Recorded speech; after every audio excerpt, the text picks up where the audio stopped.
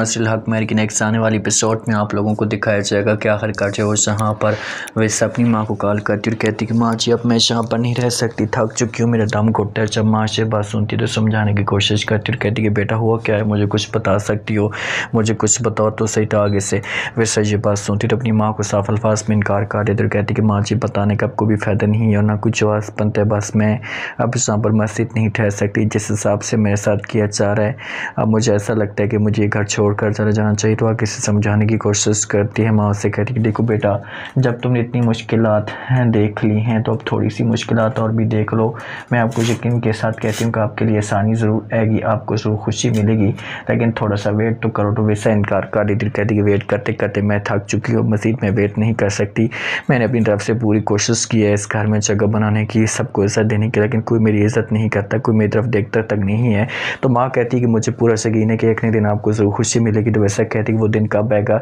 जब मुझे खुशी मिलेगी, मुझे नहीं लगता कि मुझे किसी किस्म की खुशी मिले। तो आगे से माँ कहती कि मुझे यकीन है पूरा बेटा कि तुम्हें खुशी ज़रूर मिलेगी, तुम्हारी ज़िंदगी में ज़रूर सुकून आएगा और तुम्हारे चेहरे के ऊपर मुस्कुराहट होगी जब तुम्हें बच्चा देगा खुदा। तो यहाँ पर वैसा कहती कि चलो उस दिन कभी भी इंतज़ार कर लेते हैं, देख लेते हैं, लेकिन मुझे यकीन नहीं आता कि वकार मेरे साथ प्यार से बात करेगा, क्योंकि जब से इस घर में आई है तो वकार बहुत ज़्यादा परेशान सा रहता है, हर वक्त टेंशन में रहता है, किसी के साथ सही तरीके से बात भी नहीं करता। माँ जब ये बात सुनती इस मामले में बड़ी परेशान हो जाती, फिर भी विरसा को हौसला देने की कोशिश करती और कहती कि मुझे सब कुछ पता है, मैं हर चीज़ जानती हूँ कि वहाँ पर तुम्हारे साथ क्या कुछ हो रहा है, क्या कुछ नहीं हो रहा, लेकिन बस इतना मैं आपको कहूँगी कि आप अगर चाहती हैं कि आपको उस घर में मकाम बने, अगर आप चाहती हैं कि आप उस घर में इज़्ज़त रखें यहाँ पर भी, तो आपको पता है कि आपके साथ क्या कुछ हो सकता है, आपके लिए क्या मसला खड़ा हो सकता है। इसलिए बेहतर यही होगा कि आप वहीं पर अपने आप को सेट करें, वहीं पर अपने आप को ठीक करें। मुझे पूरा यकीन है कि एक न दिन तुम्हें खुशी ज़रूर मिलेगी। तो ऐसा कहती कि वहाँ से आप अगर कहती तो मैं सब कुछ बर्दाश्त करने के लिए तैयार हूँ,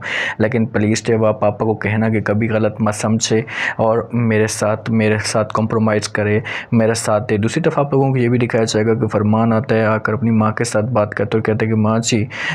मामू जान तो कोई बात मान ही नहीं रहे, मैं तो अपनी तरफ से पूरी कोशिश कर रहा हूँ और मामू जान को टक्के का भी फ़र्क नहीं पड़ रहा, कुछ बड़ा करना पड़ेगा। समझाने की कोशिश करती है, माँ उससे कहती कि हाँ बेटा कुछ ना कुछ तो लाजमी तो करना पड़ेगा, क्योंकि जिस हिसाब से तुमने ट्राई किया आपके मामू को फ़र्क नहीं पड़ रहा, तो फिर आप ऐसा करेंगे विरसा को ब्लैकमेल करने की कोशिश करें, हो सकता है कि इस ब्लैकमेलिंग में विरसा आ जाए। इससे बातें फरमान सुनते हैं अपनी माँ को जवाब देते और कहते हैं कि माँ जी इस बात को छोड़ें, हम जल्दी से पैसा यहाँ से लें और निकलते बने, हमें इससे क्या गज़ है, अगर मामू को पता चल गया तो मसला खड़ा हो सकता है। माँ समझाने की कोशिश करती और कहती कि इस घर को तुम अकेला मत छोड़ो, इससे घर तुम्हारा है और ये घर तुम्हारे नाम ही हो जाएगा, बस तुम किसी भी तरीके से विरसा के साथ शादी कर लो, उसके बाद देखो कि तुम्हारी ज़िंदगी में सुकून कैसे आता है। अब देखते हैं कि फरमान क्या चाल चलता है, क्या इस चाल में कामयाब हो पाता है या नहीं।